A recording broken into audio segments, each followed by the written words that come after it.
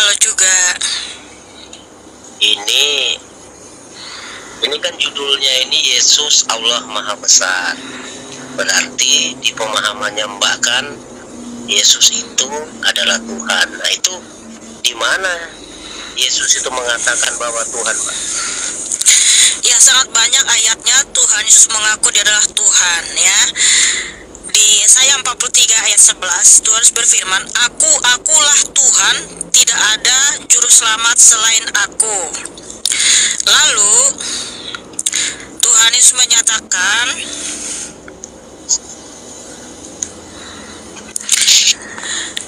di Matius 21 ayat 3, ketika dia menyuruh murid-muridnya untuk mengambil seekor keledai di seberang kampung, Tuhan menyatakan begini ya, dan jikalau ada orang yang menegur kamu, katakanlah Tuhan memerlukannya, ia akan segera mengembalikannya. Lalu Tuhan juga mengaku adalah Allah itu sendiri ya, yaitu di Lukas 8 ayat 39. Ketika Tuhan Yesus sudah menyembuhkan orang yang sakit kerasukan, selama bertahun-tahun dia kerasukan setan ya, di Gerasa, di pekuburan, tetapi Tuhan datang ke sana untuk menyembuhkan dia, sehingga yang kerasukan setan itu dia sembuh ya. Makanya Tuhan menyatakan gini kepada dia di Lukas 8 ayat 39, pulanglah ke rumahmu dan ceritakanlah segala sesuatu yang telah diperbuat Allah atasmu. Orang itu pun pergi mengelilingi seluruh kota dan memberitahukan segala apa yang telah diperbuat Yesus atas dirinya. Jadi Tuhan mengaku Tuhan dan Allah. Makanya ketika Rasul Thomas mengatakan kepada Tuhan Yesus di Yohanes 20 ayat 28, "Ia Tuhanku dan Allahku." Tuhan menjawab, "Karena engkau melihat aku, maka kamu percaya. Berbahagialah mereka yang tidak melihat namun percaya." Jadi saya percaya Yesus itu Tuhan dan Allah karena sudah disaksikan oleh para nabi dan para rasul. Oke. Terus di Matius 7 ayat 23, apa itu di Al-Maidah, di Al-Maidah 117, sembahlah Allah Tuhanku dan Tuhanmu. Itu bagaimana? Sama dengan di bunyi Matius bab 13 ayat 57, maka Yesus berkata kepada mereka, seorang nabi dihormati di mana-mana kecuali di tempatnya, di tempat asalnya sendiri. Nah itu bagaimana? Sedangkan itu hanya nabi itu Yesus itu, Pak. Gitu loh, bukan Tuhan, bukan Allah. Gitu. Hanya yang itu. Oke. Al-Quran tidak ada hubungannya dengan Alkitab ya. Jadi terserah apa yang ditulis dalam kitab saudara, silahkan imani. Tidak ada hubungannya dengan Alkitab. Karena Tuhan Yesus Kristus justru mengajak semua bangsa untuk datang kepadanya, bertobat, menyembah, memuji, memuliakan Dia. Justru Tuhan Yesus selalu menyatakan, barang siapa percaya kepadaku, ia akan memperoleh hidup yang kekal ya. Nah, kalau di Matius 7 ayat 23, di situ tertulis, Bang, pada waktu itulah aku akan berterus terang kepada mereka dan berkata, aku tidak pernah mengenal kamu, inyalah daripadaku kamu sekalian pembuat kejahatan. Nih, di sini apa yang ditanyakan ya, Bang, di Matius 7 ayat 23? Nah tadi kan Mbak Mikana mengatakan bahwa tidak ada hubungannya antara apa tadi itu? Alkitab dan Al-Quran. Ya, kalau di situ tertulis sembahlah Tuhanku dan Tuhanmu, ya silakan, Bang. Itu tidak ada hubungannya dengan Alkitab. Tuhan Yesus Kristus menyatakan bahwa Dia yang harus disembah, dipuji, dimuliakan. Jangan ada pada kita Allah yang lain. Di Ulangan 6. Ya itu benar, itu pemahamannya Mbak kan, seperti itu Bapak. Bukan pemahaman saya, itulah yang dinyatakan Tuhan Yesus kepada umat manusia bahwa harus Dia yang harus disembah. Harus Tuhan Yesus yang harus disembah. Ya tapi Yesus itu Dia sendiri mengaku pada dirinya bahwa saya ini bukan Tuhan, saya ini bukan Allah Maha Pencipta langit dan bumi. Saya Terus tadi yang saya jelaskan tadi, Bang, apa ya? yang Tuhan mengaku Dia Tuhan Allah, Matius 21 ayat 3. Kemudian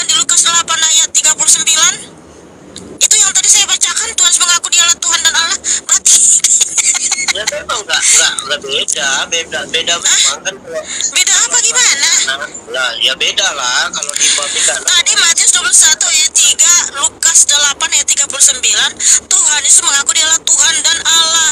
Makanya Tuhan Yesus menyatakan juga, ini dengar Bang ya. Ya.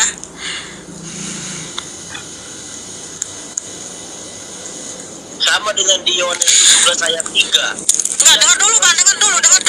Tidak, enggak ada tertulis, tidak ada Tuhan selain Allah, enggak ada. Kamu jangan tambah-tambahin Bang. Ya. Gue coba buka di Yohanes. Mikana buka di Yohanes 17 ayat 3. Coba buka. Oke. Yohanes 17 ayat 3. Langsung saya tunjukin bahasa aslinya saja. Loh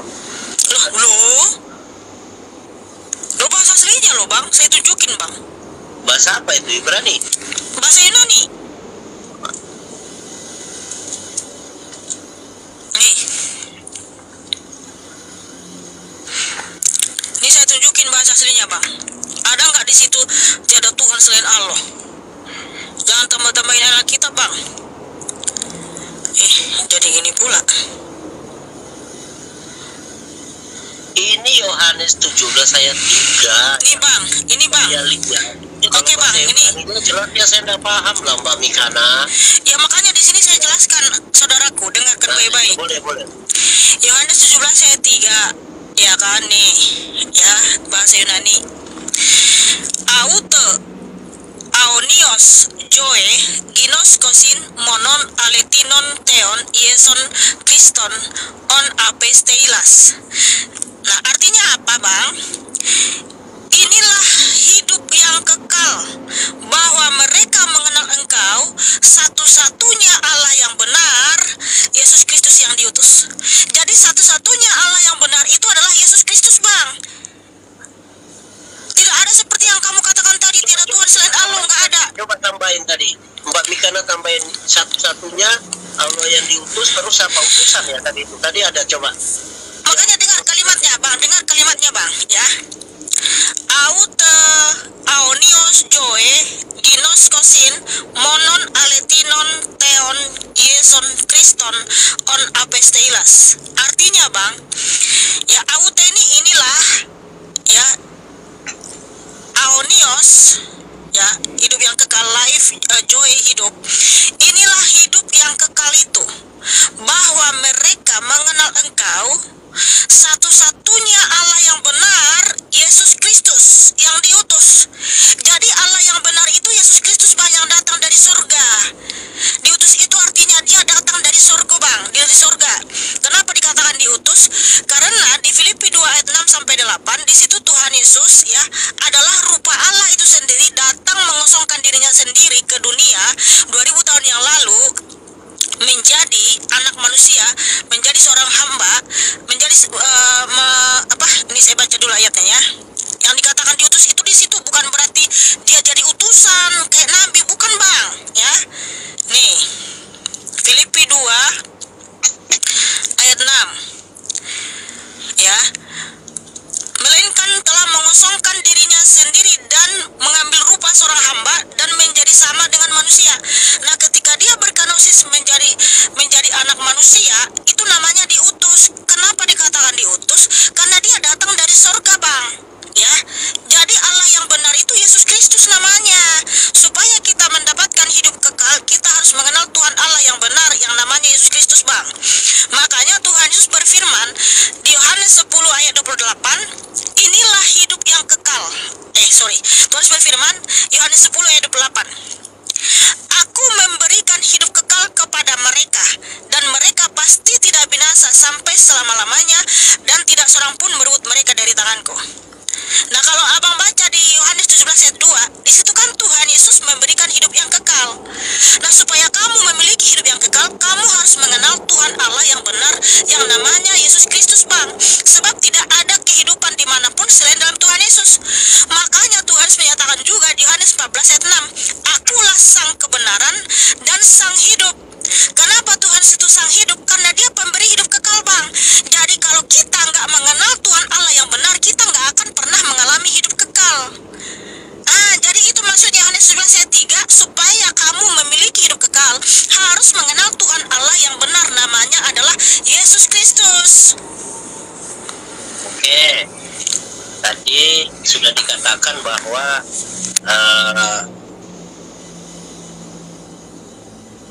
Tuhan Yesus adalah yang dikatakan oleh Mbak Mikana bahwa Tuhan. Sedangkan tadi ada yang diutus ayat terakhir tersebut. Nggak mungkin seorang Tuhan, seorang Maha Pencipta langit dan bumi itu diutus, Mbak. Seperti itu nggak akan mungkin, gitu loh. Saudaraku Muhammad Yuda, dengar baik-baik. Ya, Kenapa dikatakan diutus di situ? Karena dia adalah rupa Allah itu sendiri yang datang ke dunia berkenosis, menjadi anak manusia selama 33 tahun di dunia dalam waktu yang singkat. Kenapa disebut diutus? Karena Allah itu kan roh. Allah itu Allah yang berkuasa, roh yang berkuasa, ya, cahaya terang yang tak terhampiri. Nah, ketika roh Allah itu datang ke dunia berkenosis menjadi anak manusia untuk memberikan kita pengampunan di atas kayu salib, bukan berarti roh Tuhan Yesus itu jadi kosong atau habis berkurang, Bang, di sorga. Dia tetap ada di sana, Bang. Makanya dikatakan diutus. Karena apa? Allah itu tetap ada di surga, ada di mana-mana. Karena roh Tuhan Yesus itu Allah yang maha hadir. Bukan berarti Tuhan Yesus itu bukan Allah. Jadi di situ artinya Allah yang datang dari surga itu namanya Yesus Kristus, Bang, gitu. Oke, seperti itu saudaraku ya. Ada lagi pertanyaan yang lain? oke, di Maryam 30, aku adalah seorang hamba yang diberi kitab Injil dan dijadikan sebagai nabi. Tuh, Nah, apa hubungannya? katakan seperti itu. Di mana terus menyatakan aku diberi kitab Injil di dalam Alkitab? Maryam 30. Loh, Maryam 30 itu kan kitab saudara, bukan kitab saya. Nah, itu perbedaannya antara Nah, tidak ada hubungannya dengan Alkitab, saudaraku. dan sama. Samanya di mana? Tunjukkan di dalam Alkitab. Tidak Ya. sama. Di Kristen dengan di Islam itu tidak sama. Kenapa? Karena Yesus itu masih utusan Allah. Yesus Bang, hati-hati kalau bicara, Bang. Hati-hati kalau bicara. Ya, saya peringatkan Abang, jangan ngomong sembarangan. Tuhan Yesus Kristus itu, bentar dulu, bentar. Ya, makanya dengar. Tidak pernah untuk apa ya, untuk berbicara yang salah-salah gitu loh. Abang, Ya, kan sampean kan buka ya. Akhirnya kan kamu dengar dulu. Tadi kamu baca, aku diberi kitab Injil. Saya mau tanya sama Abang, arti Injil apa?